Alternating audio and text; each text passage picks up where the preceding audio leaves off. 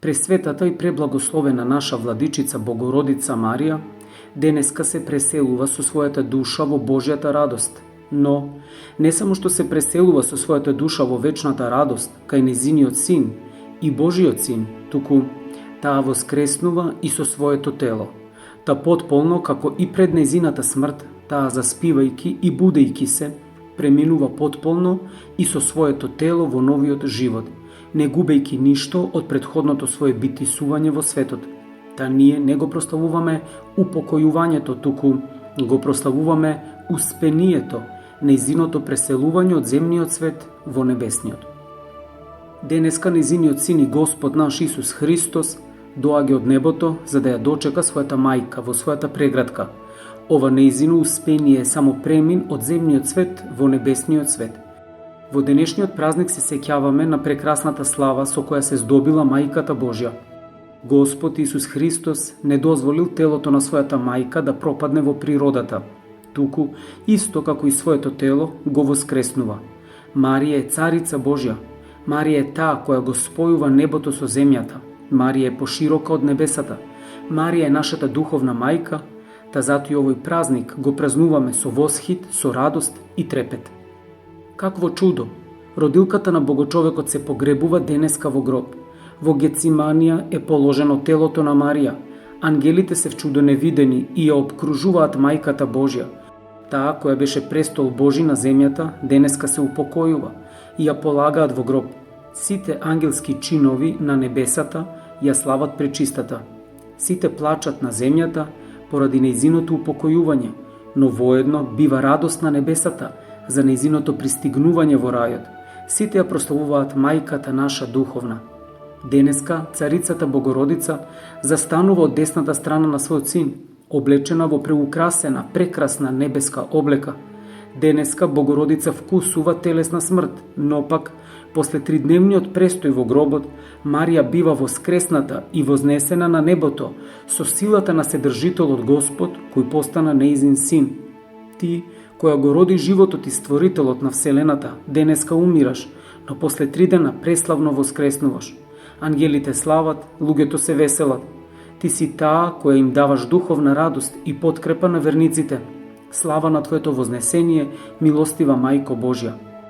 Синот Божи и Твој син дојде заедно со војските ангелски да те дочека во духовниот свет, прославувајќи те. Апостолите и учениците Христови плачеа, Мајко Божја, а со нив плачеше целата вселена од тагата дека ти заминуваш. Ти која беше утеха на луѓето, ти која беше потпора на луѓето, денеска заминуваш од овој свет. Ти умираш како човечка творба која ја доживува смртта како задолжителен закон во природата. Апостолите те повиваат, Мајко Божја, во смртниот повој и го полагаат Твоето тело во смртниот ужасен гроб. Каква трагедија и иронија на смртта! Апостолите кои беа распрснати на секаде по светот да проповедаат, во Твојот смртен час сите беа чудесно пренесени од ангелите и донесени покрај Тебе. Земните те испраќаат, Мајко Божја, за да бидеш дочекана во вечноста. Земните ја испраќаат својата царица, за да стигне царицата на Вселената во рајот, а пак таму да ја дочекаат војските ангелски заедно со нејзиниот син, која носи на своите Божи раце и ја внесува во вечноста. Пресвета Троица ја дочекува душата на мајката Божја. После 3 дена доаѓа во рајот заедно со обоженото свое тело мајката Божја, која воскреснува и се вознесува, да седи оддесно до Бога својот син. О преславна, преблагословена, пречиста, благодатна Дево, Богородице Марија, Ти си наше спасение, Ти си радост наша, Ти си радост на своите преславни родители Јоаким и Јана. Тие ќе те дочекаат на небото заедно со сите славни пророци, учители и светители. Тебе денеска ќе те дочека и пророкот Давид, кој се радува што се исполнило пророштвото Божјо, дека неговото семе ќе го спаси светот. Пророкот Јаков денеска те дочекува, сеќавајќи се на сонот кој го виде во Харан. Тој тебе те виде како праслика во тајновита представа Божја, како скала која стои на земјата, а со врвот свој допира до небото.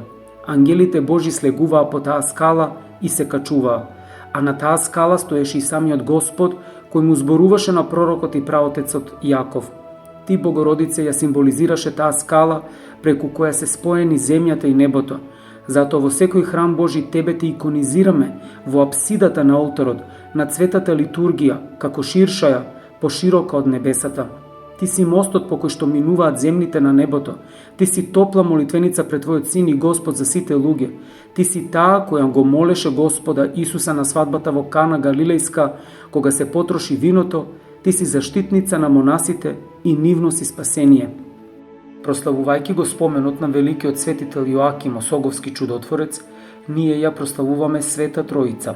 Го прославуваме Синот Божи, преку кого ја здобиваме вечноста. Спасението го здобиваме во Господ Исус Христос, причестувајќи се со Него, за да го предвкусиме уште сега во нашите животи Царството Божјо, во нашите души, за да се преселиме во вечноста, во надежта и утехата. Смислата на нашето постоење е во осветувањето на сегашниот наш живот, та обожувајќи се преку телото и крвта на Богочовекот Исус Христос, уште сега да живееме небоземен живот. Нашиот живот сега е земен, но во Црквата Божја, едно телесно сплотени во Господ Исус Христос, преку Него воедно живееме така поврзани и со вечноста.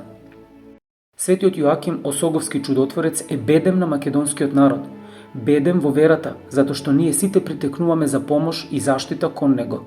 Тој навистина пројавува својата искрена и љубовна застапеност за верниците. Кон Него доаѓа денеска од разни страни на светот и така постојано веќе 10 векови. Неговото гробно место во неговиот манастир е центар на духовноста, центар на црковноста, центар на просветата. Неговиот Осоговски манастир е столб на верата, та луѓето притекнуваат да го посетат и да се поистоветат со самото место на верата, сведочејќи ја благодатта Божја. Во текот на историјата Осоговскиот манастир имал своји славни и тешки денови. Но, како и да било, во која и да било ситуација, светиот Јоаким Осоговски не го напуштил своето земно место, каде што ја пројавува својата светост. Како центар на православието веќе 10 векови, светиот Јоаким во својот манастир ги собирал луѓето од разните краеви на светот, покажувајќи им дека светите места се Божи извори на благодатта и дека тие се Божи светила во светот. Од истокот до западот, од северот до југот, Осоговскиот манастир е еден од славните столбови на црковноста во светот. Светиот Јоаким е еден од истакнатите балкански и словенски светители, кој постанува и символ на сите словенски народи. Со својата светост ги собира духовно народите во своето богоугодно дело и ги осветува сите со светоста која здобил од светиот Господ. Светата Македонска православна црква, Охридска архиепископија, ја има прекрасната своја вековна привилегија да го има великиот Божи угодник во својот диптих на православните светители од македонската земја. Тој е наш вечен квалитет со кој се поистоветуваме. Тој е нашето задолжение во нашата сегашност, но и за нашата иднина. Доколку богодолично денеска го почитуваме, ние ќе се представиме и пред Господа како верни Божи чеда. Светителите се нашата утеха, во светителите го пронаоѓаме својот духовен идентитет, та преку светителите ние се представуваме. Во нашата духовна мајка, Светата Македонска православна црква, се остваруваме како чеда Божии, прославувајќи го светиот Јоаким Осоговски, заедно со сите други македонски светители, кои се застапници пред престолот Божи за нас. Во Црквата Божја се втемелуваме со нашите личности, во заедницата со други личности, во единството на личноста Божја, во кого и преку кого се обожуваме. Во богочовечката личност на Исус Христос го пронаоѓаме вечното спасение, та сите денеска заедно молитвено сплотени во Светиот Дух, со телесни со богочовекот Исус Христос, ја остваруваме спасителната заедница на љубовта во која е втемелен и светиот Јоаким Осоговски чудотворец. Тој живеел и се подвизувал во 11 век во Македонија. Прво бил пустиножител во селото Градец во една пештера, а после тоа доаѓа во местото Бабин Дол, каде што се наоѓа Осоговскиот манастир. Со неговото доаѓање, светиот Јоаким започнува да се грижи за ова место со пост, со молитва, со подвиг, трудолюбиво и ревносно. Та со негов труд манастирот здобива голема слава, секако поради трудолюбивоста во верата на светителот. Манастирот постанува црковно-духовен центар во кој што се проповедала верата, се поучувал народот во писменоста и се изградувал народот во православната култура. Манастирот бил со векови просветен центар во кривопаланечкиот крај, но и пошироко, центар на православието на Балканот, надалеку познат. Во самиот манастир постоела и препишувачка школа. Плејада на монаси живеели и се труделе во монашкиот живот, во историјата на манастирот, чекорејќи по стапките на светиот Јоаким. Во народот постои легенда дека светите велики подвижници, свети Јоаким Осоговски, свети Гаврил Лесновски, свети Јован Рилски и свети Прохор Пчински се соподвижници и браќа. Тоа воопшто не е потврдено во науката на историјата, но сепак тие заедно се духовни браќа, верувајќи во едниот Бог, осветувајќи се во Богочовекот Исус Христос, продуховени и осветени преку Светиот Дух. Тие заедно се сега во Царството Божјо, во преградката Божја, та навистина се едно во Господа.